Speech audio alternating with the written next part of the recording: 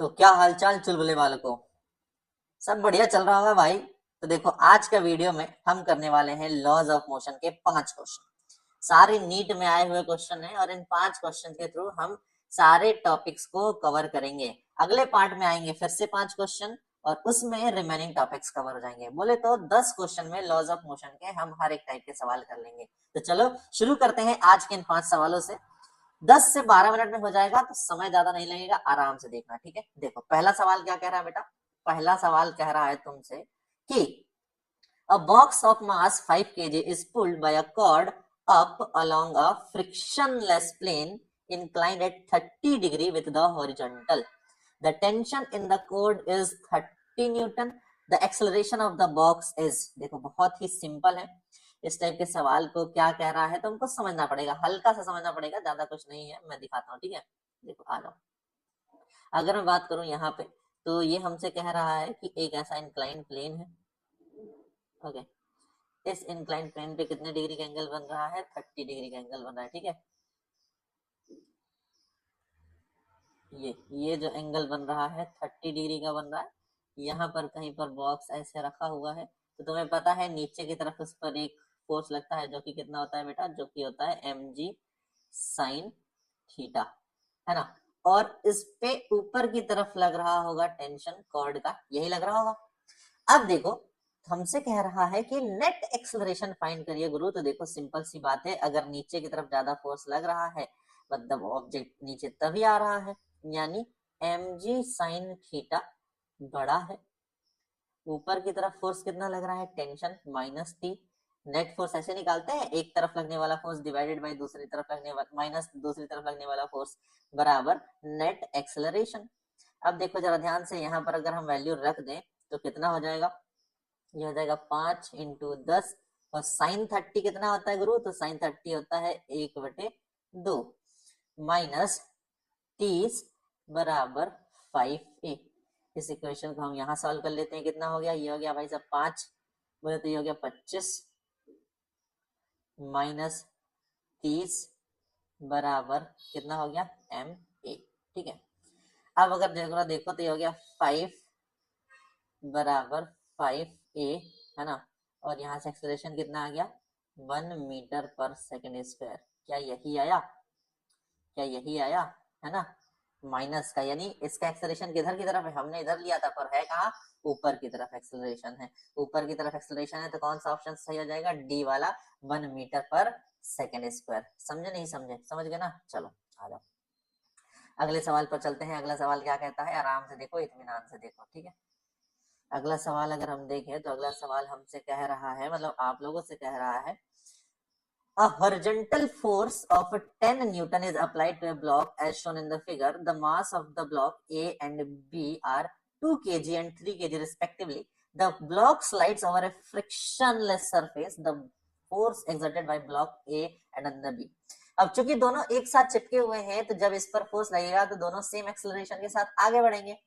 तो मैं क्या करूंगा, जब फोर्स है वो मैं क्या करता हूँ, इसको बोलता हूँ m1 और इसको बोलता हूँ मैं m2, ठीक है। तो ये जो फोर्स लग रहा है वो किस पर लग रहा है? कंबाइंडली m1 प्लस m2 पे लग रहा है, जिनकी वजह से इसमें एक कॉमन एक्सेलरेशन प्रोड्यूस होगा। एक कॉमन एक्सेलरेशन में निकाल लेता हूँ। फोर्स कितना लगा रहा हूँ मैं? 10 न्यूटन का लगा रहा हूँ। m1 कितना है? 2 और m2 कितना है? 3। तो m1 प्लस m2 कितना हो गया? 5। तो जो एक्सेलरेशन प्रोड्यूस होगा वो प्रोड्यूस होगा 2 मीटर पर सेकेंड स्क्वायर का, ये दोनों में ही होगा।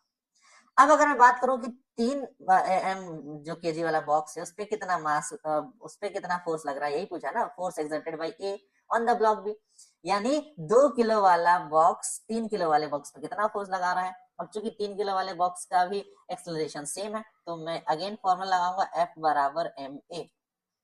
अब यहाँ पर मैं F डैश निकाल रहा हूँ, जो कि A लगा रहा है B पर। B का मास कितना है? B का मास है 3 kg। उसमें एक्सेलरेशन कितना प्रोड्यूस हो रहा है? 2 मीटर पर सेकेंड स्क्वायर, मतलब 6 न्यूटन। तो बोले तो A B पर कितना फोर्स लगा रहा है? 6 न्यूटन का, तभी तो उसमें कितना एक्सेलरेशन प्रोड्यूस हो रहा है? 2 मीटर पर सेकेंड स्क्वायर का। तो ऑप्शन सी जो है करेक्ट हो जाएगा। क्या बेटा समझ में आया कि नहीं आया? आया ना। चलो तो देखो आगे बढ़ते हैं।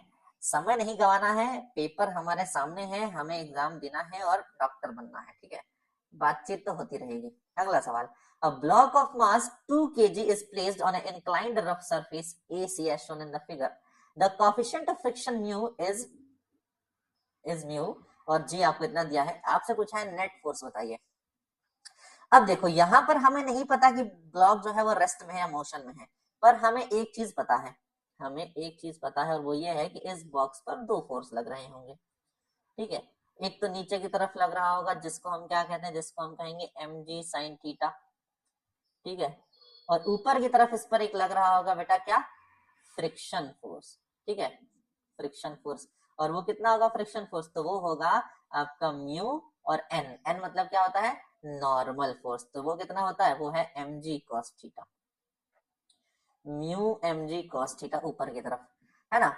अब देखते हैं कि क्या ये दोनों फोर्सेस बराबर है, वो कैसे पता चलेगा, तो देखो हमसे कह रहा है कि थीटा, है ना, एंगल कितना दिया है 30, अगर हम 10 30 यहाँ से निकालें तो 10 30 1/√3 होता है, बोले तो ये हो गया 1, ये हो गया √3, है ना।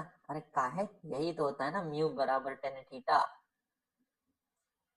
है ना। तो ये हो गया 1/√3, और ये वाला हमारा परपेंडिकुलर वाला साइज, हाइपोटेन्यूस वाला साइज कितना हो गया, साइड कितना हो गया, 2 हो गया।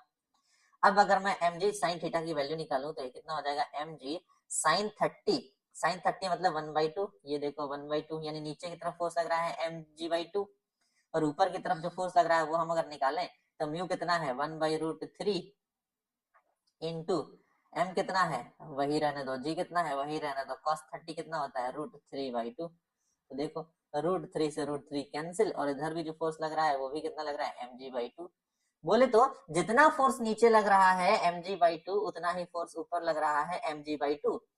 अगर दोनों ही डायरेक्शन में सेम फोर्स लग रहा है तो दोनों क्या करेंगे, एक दूसरे को कैंसल आउट कर देंगे, और जो ब्लॉक है हमारा वो मूव नहीं करेगा, यानी वो रेस्ट में है। और अगर ब्लॉक रेस्ट में है तो नेट फोर्स कितना हो जाएगा लल्ला, नेट फोर्स हो जाएगा 0, समझे। तो बी वाला ऑप्शन क्या हो जाएगा, एकदम करेक्ट हो जाएगा। आगे बढ़ते हैं अगले सवाल पर। अगला सवाल क्या कह रहा है अखंड चुलबुले वालों को, देखो।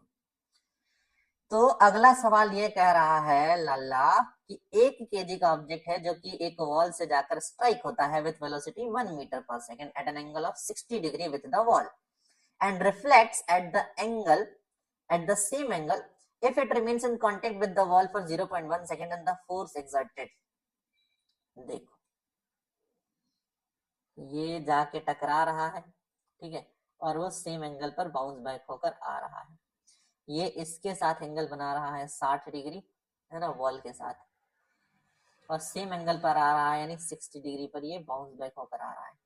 लेट सपोज v वेलोसिटी से आ रहा है तो इसके कंपोनेंट हम ब्रेक करेंगे v वेलोसिटी से, तो क्या हो जाएंगे, इसका अगर हम कंपोनेंट निकालें बेटा तो एक हो जाएगा ये v cos theta v sin theta.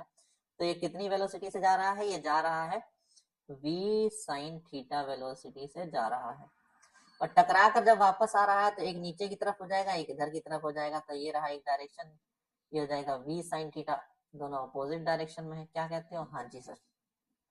अब हमें फोर्स निकालना है, तो फोर्स हमें पता है वो होता है change in momentum divided by time, और मोमेंटम क्या होता है, final momentum minus initial momentum divided by time. ठीक है, चूंकि हमें फोर्स का मैग्नीट्यूड निकालना है तो मॉड निकाल दीजिएगा। चलो अब देखो फाइनल मोमेंटम कितना हो जाएगा, फाइनल मोमेंटम हो जाएगा एम वी साइन थीटा, ये माइनस होगा क्यों, क्योंकि ये अपोजिट डायरेक्शन में जा रहा है, माइनस ऑलरेडी लगा है, और इनिशियल मोमेंटम कितना है एम वी साइन थीटा का है भाई। देखो ये जब बॉल आ रहा था तो ये अंदर की तरफ जा रहा था, और टकराने के बाद जब ये आ रहा है तो बाहर की तरफ जा रहा है, इसलिए नेगेटिव रहा ना, और टाइम कितना है 0.1 सेकेंड है, रख दो वैल्यूज। ये देखो भाई साहब -2 हो गया ना, 2, ये 1 और 1 2, m कितना है 1 kg, वेलोसिटी कितना है 1 मीटर पर सेकेंड स्क्वायर, साइन 60 कितना होता है √3/2, और ये कितना है 0.1, 2 से 2 कैंसिल, ये कितना हो गया √3 डिवाइडेड बाई 0.1, तो इसको हम 10√3 भी तो लिख सकते हैं, 10√3 न्यूटन। कौन सा, सी वाला ऑप्शन मैच हो रहा है, बहुत बढ़िया, बड़ा सिंपल था, हो तो गया। चलो फिर आगे बढ़ते हैं अगले सवाल पर। अगला सवाल क्या कह रहा है, देखो कह रहा है football player is moving southward and suddenly turns eastward with the same speed to avoid an opponent, the force that acts on the player while turning is। हम तुमको डायरेक्शन का कॉन्सेप्ट बता देते हैं लल्ला। ई का होता है ईस्ट, ई का होता है वे, ई होता है वेस्ट, ई का होता है नॉर्थ, और इधर होता है साउथ। ठीक है, अगर हम बात करें तो ये हो गया हमारा आई कैप, ये हो गया हमारा जे कैप। ये हो जाएगा माइनस आई कैप माइनस जे कैप। तो पहले कहाँ जा रहा था, साउथवर्ड, नीचे की तरफ जा रहा था। लेट सपोज मान लेते हैं कि ऑब्जेक्ट का मास कितना है, m है, और वो u वेलोसिटी से ट्रेवल कर रहा था, ठीक है। तो उसका हम इनिशियल मोमेंटम मान लें, कितना हो जाएगा, तो हो जाएगा m u, जो कि कहाँ जा रहा था, साउथवर्ड में, यानी माइनस जे कैप। मानते हो, हाँ जी। फिर क्या हो गया, साउथवर्ड जाते जाते एकदम से वो ईस्टवर्ड मुड़ गया, with velocity same, same velocity रख रहा है। तो फाइनल मोमेंटम अगर हम निकालेंगे तो वो कितना हो जाएगा, m वेलोसिटी जो पहले थी वही है, यानी u ही रहेगा। और अब किस डायरेक्शन में मुड़ गया है, ईस्टवर्ड में, यानी आई कैप। अब हमें क्या निकालना है कि फोर्स कितना लग रहा था। तो फोर्स कितना हो जाएगा जी, फोर्स हो जाएगा change in momentum divided by time. तो अगर हम मोमेंटम निकालें तो फाइनल मोमेंटम कितना है हमारा, फाइनल मोमेंटम है m u i cap, minus लगा दिए, इनिशियल मोमेंटम कितना है एम यू माइनस का जे कैप, और टाइम तो जितना भी समय लग रहा हो, लेट सपोज 1 सेकंड मान लेते तो 1 रख दो, कोई फर्क नहीं पड़ेगा। ये हो जाएगा m u i cap minus minus plus m u j cap, इतना फोर्स लग रहा होगा। अब इसमें हम क्या कर रहे हैं, फोर्स को जरा देखें तो ये कितना हो जाएगा, एम यू ब्रैकेट में आई कैप प्लस जे कैप। आई कैप मतलब ईस्ट डायरेक्शन में, जे मतलब नॉर्थ डायरेक्शन में। तो जो फोर्स लग रहा है वो कहाँ लग रहा है, along north east direction. Option B correct हो जाएगा। समझे कि नहीं समझे बालक, समझ गए ना। तो चलो ये बताओ अखंड चुलबुले बालकों कि कैसा लगा तुमको वीडियो, टॉप 5 क्वेश्चन मजा आया कि नहीं आया, कमेंट करके बताओ यार, शेयर करो। तुम्हारे अपने भाई स्पाइडरमैन का चैनल है, बिहार से रहने वाले हैं हम, लिट्टी चोखा खाते हैं, है? बात थोड़ी ज्यादा करते हैं, क्योंकि सारा बिहारी करते हैं तो हम भी करते हैं। फटाफट चैनल को सब्सक्राइब करो, लाइक करो, और अगले पार्ट में नेक्स्ट 5 क्वेश्चन करेंगे force and laws of motion के। तब तक के लिए हम जा रहे हैं लिट्टी चोखा खाने। चलो बाय बाय अखंड चुलबुले बालक।